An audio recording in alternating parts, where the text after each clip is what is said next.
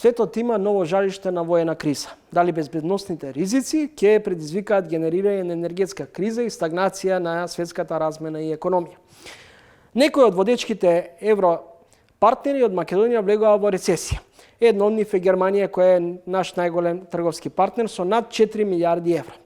Во ово издание на Тренинг мој гостин е универзитетскиот професор од Универзитетот Американ Коледж Маријан Петровски. Добре дојдовте, професоре. Добре ве најдов, благодарам на поканата. Професор Петровски, дали овие најнови случувања со новото воено жариште во Израел Хамас може повторно да биде алиби дека сме изненадени и дека тоа ќе има нови реперкусии врз економско-социјалната слика во државата, а и пошироко?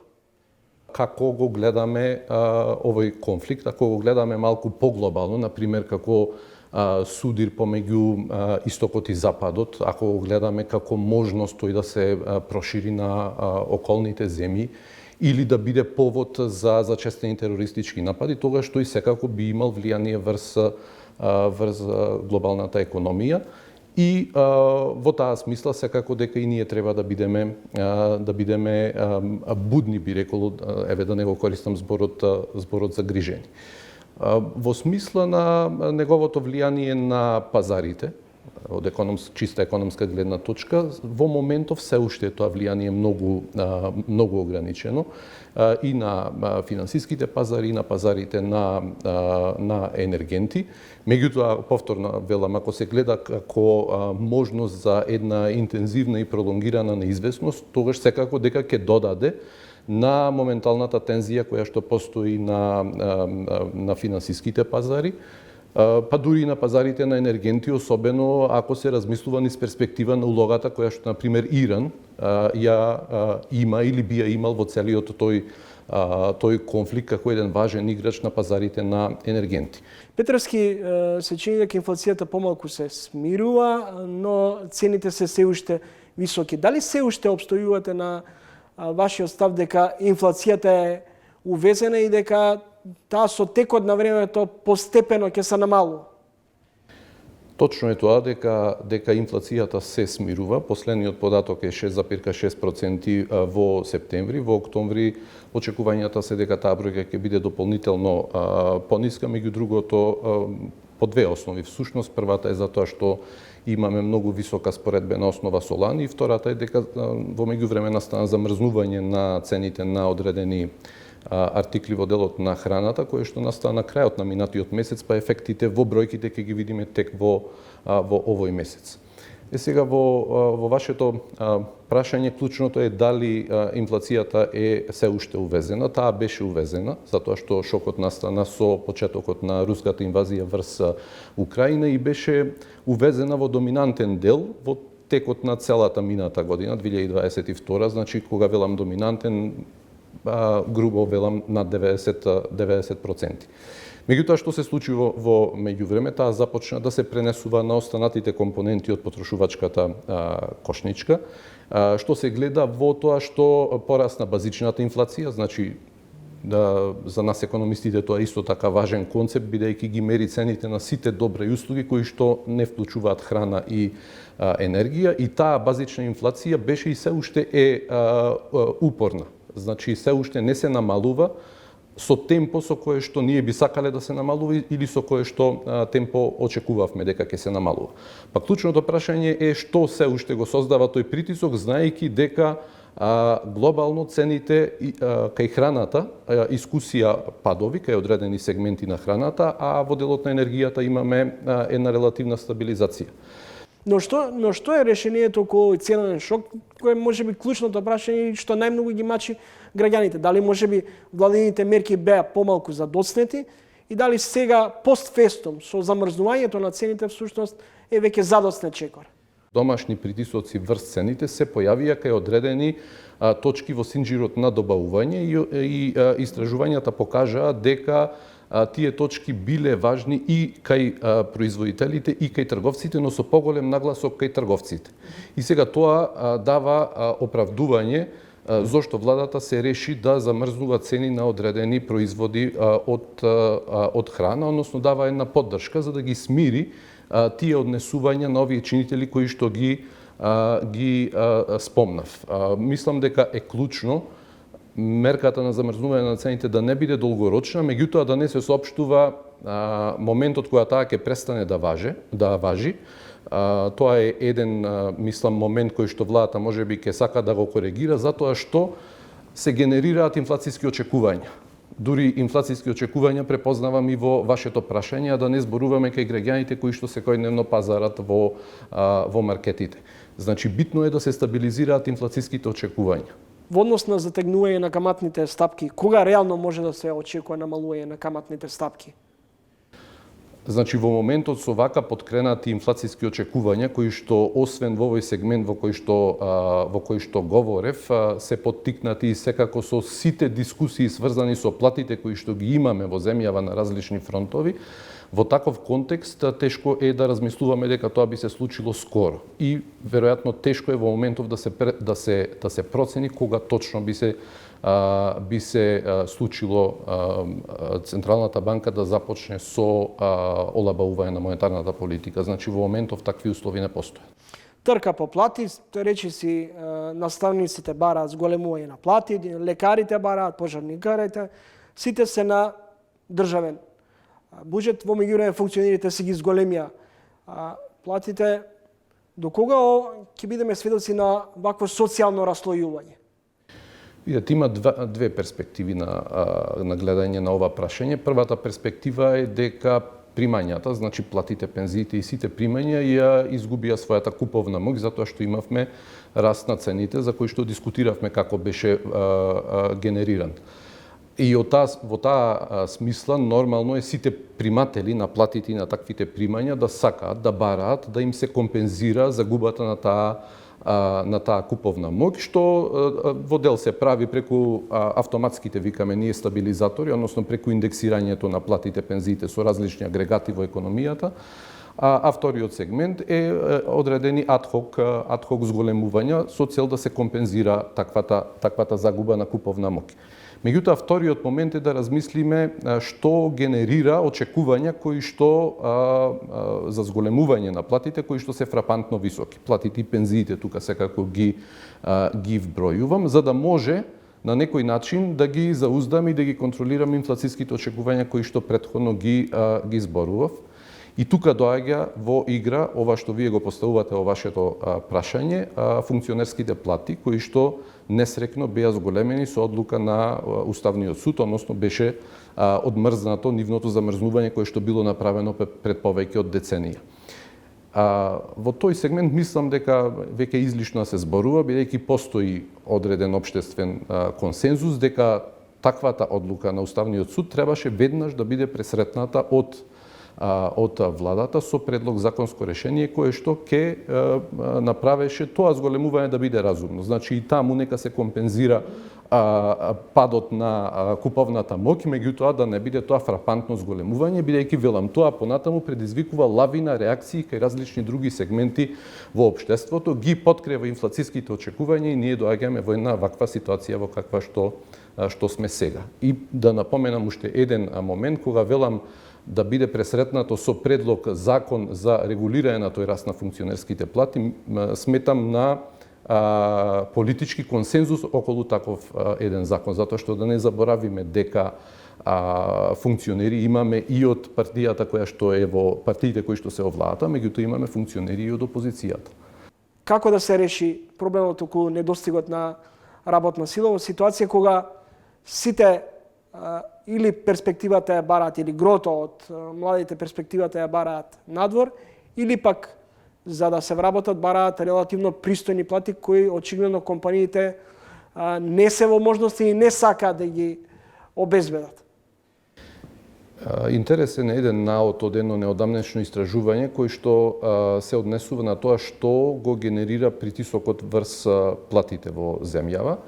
И сега околу 2/3 од компаниите сметаат дека тој притисок е генериран токму недостигот на работна сила и квалификувана работна сила за кој што говорите, а останатата 1/3 од прилика сметаат дека тој притисок е генериран од она што владата прави, главно во сегментот на минималната плата. Сега, првото е важно, затоа што мислам дека тоа е еден пазарен, природен раст или притисок за раст врз платите, бидејќи ако нели барате сте во потрага вие по добар работник и тешко можете да го најдете, тогаш ќе понудите повисока плата и ја зголемувате можноста да го најдете. Можеби на крајот пак нема да го најдете, ама барем тоа нуди поголема веројатност да го најдете. Неодамна беше актуелна дебатата во врска со увозот на работна сила. Ми се чини како таа дебата како да спласна. Меѓутоа е се уште релевантна. Јас лично не сум противник да се размислува во таа насока, што може како работник и како вештина во економијата да се увезе од надвор. Меѓутоа, мислам дека пред да дискутираме темелно околу таа тема, ние треба да размислиме за искористување на внатрешните потенцијали. Внатрешните потенцијали во моментов се над 100.000 лица невработени, регистрирани во Заводот во Агенцијата за вработување. Професор Петровски, капитални инвестиции, многу дилеми. Најновата за што се говори е Чебрен.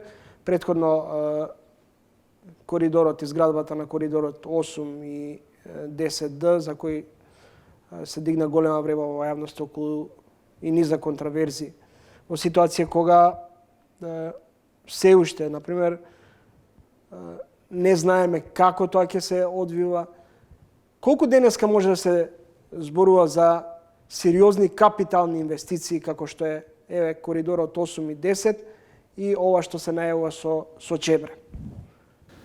Видете, капиталните инвестиции, јас ги гледам низ чисто економска перспектива. Не може да има капитална инвестиција, вклучително и големите кои што ги испомнувате, а дел од нив беа пропратени со одредени контроверзи. Значи, не може да има такви кои што би биле економски штетни. Тука пред се мислам на хидроелектраната Чебрен и на автопатиштата кои што ќе ги гради Бехтел и Енка. Значи, секоја таква инвестиција, дури постојат истражувања кои што главно на Меѓународниот монетарен фонд, кои што покажуваат како тие инвестиции придонесуваат кон растот и тој маргинален раст кој што се добива со тие инвестиции не е за занемарување. Но каде, да речеме, условно речено, се греши, тоа што секако општеството ги гледа таквите инвестиции, посебно овие што ги наведовте, во поширока перспектива. Значи, не ги гледа само низ перспектива на економија, на економски развој, на како би придонесле за растот, туку ги гледа и низ перспектива на просторот за корупција, потоа нивното влијание врз животната средина и други вакви неекономски аспекти. Значи, мислам дека просторот каде што може подобро таа работа да се изведе, ако таквите големи инвестиции се пропратени со ригорозни кост-бенефит анализи, кои што главно ќе бидат нарачани од владата, кои што ќе покажат на општеството дека да, има одредени негативни аспекти од секоја инвестиција или од секоја работа што сакаме да ја направиме во животот, меѓутоа дека позитивните ефекти од тоа на крајот се поголеми од негативните ефекти. Дали со општонароден заем или домашна обврзница може сукцесивно да се обезбеди капитал за финансирање на вакви големи проекти како што е Чебрен и останатите вакви зафати? Добро, мислам дека наративот во тој сегмент малку се подобри во смисла на тоа дека ние генерираме дефицити, поради тоа се задолжуваме, но новото задолжување повеќе го канализираме кон капитални инвестиции и наративот е секако за поздравување, меѓутоа треба и реално да видиме дали тоа е на вистина така, затоа што да не заборавиме дека секогаш се проектираат високи капитални инвестиции, меѓутоа при првата потреба за ребаланс на буџетот тие се кратат, меѓу другото затоа што и се проценува дека на почетокот биле проектирани на нереално високо ниво. Инаку генерално секако дека штом генерираме дефицити и што мора да се задолжуваме, логично е тие да бидат насочени кон создавање предуслови за поголема конкурентност на нашата економија, а тие предуслови се секако инвестиции во секако вид инфраструктура, не само оваа што ја спомнувате патна и енергетска, туку и во различни видови друга мека инфраструктура, не знам, гранични премини, софтвери, конективност различна на економијата и така натаму и така натаму. Владата и натаму перманентно се задолжува, без при тоа да стане со рестриктивни или кон непотребни или како што се вели непродуктивни трошења, меѓутоа се промовираше оној данок на солидарен данок. Дали оваа идеја на солидарен данок е всушност меч со две острици, бидејќи има низана реакција, особено од бизнес заедницата? Проблемот настанува во моментот на непредвидливоста. Значи, вие им кажувате во годинава дека ќе треба врз основа на тоа што го направиле лани да платат данок или да платат данок за оваа година, меѓутоа врз основа на критериуми кои што ги исполнуваат или не ги исполнуваат врз основа на ланската година. И секако освен неизвестноста е токму овој момент на известна ретроактивност, поради што и стопанствениците оправдано поднесоа иницијатива до Уставниот суд, меѓутоа во моментов информацијата е дека помина рокот за уплата на солидарниот данок, а Уставниот суд не е се уште произнесен. Значи, да заклучам, концептуално тој не е спорен според моето видување, меѓутоа начинот на кој што беше изведен создава повеќе несигурности во системот отколку известност во водењето на бизнисот. На крајот, дел од вашите колеги велат дека просечната плата во Македонија би била повисока, доколку не се исплаќаат плати на црно, а посебно исплатите на македонските граѓани кои работат за странски компании. Официјалниот податок на Државниот завод за статистика вели дека просечно исплатената плата во државата изнесува 36.390 денари, што е повисок износ за околу 14,2% во однос на истиот месец лани. Јас учествував во истражување во 2017 година кое што имаше за цел да ја процени она што вие го нарековте црна плата, се нарекува плата во плико, односно вие сте формално вработен, меѓутоа дел од платата добивате во кеш за да работодавецот цели со тоа да избегне плаќање на давачките. Тогаш проценката, ако добро се сеќавам, беше дека околу 19% од работниците во Македонија примаат и плата во плико покрај формалната плата, а кај примателите на минимална плата износот беше фрапантен, 69%. Тоа подразбира дека тие се осигурани на минимална плата за да се плаќа минималниот обем на давачки кон државата, а остатокот го примаат како плата во плико. Зошто и натаму се толерира сивата економија, која е речиси 40%? Видете, од тогаш не е направена повторна проценка на тој сегмент на сивата економија, а платата во плико, но верувам дека е намален во одреден обем, затоа што да не заборавиме. Во меѓувреме имавме пораст на минималната плата, што секако принудува дел од она што претходно го давале како плата во плико, сега да го интегрираат во формалната плата. Меѓутоа, во генерална смисла, значи не само овој сегмент, сите сегменти на неформалната економија остануваат рак-рана на ова општество. Видете, проценките се од 20 до 40%, тешко е тоа прецизно да се измери неформалната економија, бидејќи е неформална, е скриена, но со кои проценти да оперирате, тоа е голема бројка и мислам дека навистина се потребни посериозни напори, интегрирани напори, значи не е тоа напор на едно министерство, на еден министер или на една институција, туку интегриран напор во борбата со сивата економија, бидејќи да не заборавиме, таа крие огромен фискален потенцијал, значи пари кои што треба да се слеат во буџетот, а не се слеваат во буџетот. Значи мора да размислуваме за сивата економија како да ја формализираме. Ние никогаш нема да ја формализираме вкупно во целина, меѓутоа еден добар дел ако успееме да формализираме, тогаш дури ќе може да разговараме за сите останати прашања кои што се релевантни за фискалната одржливост. Благодарам за гостувањето во емисијата. Благодарам на поканата. Следите разговор со универзитетскиот професор Маријан Петровски.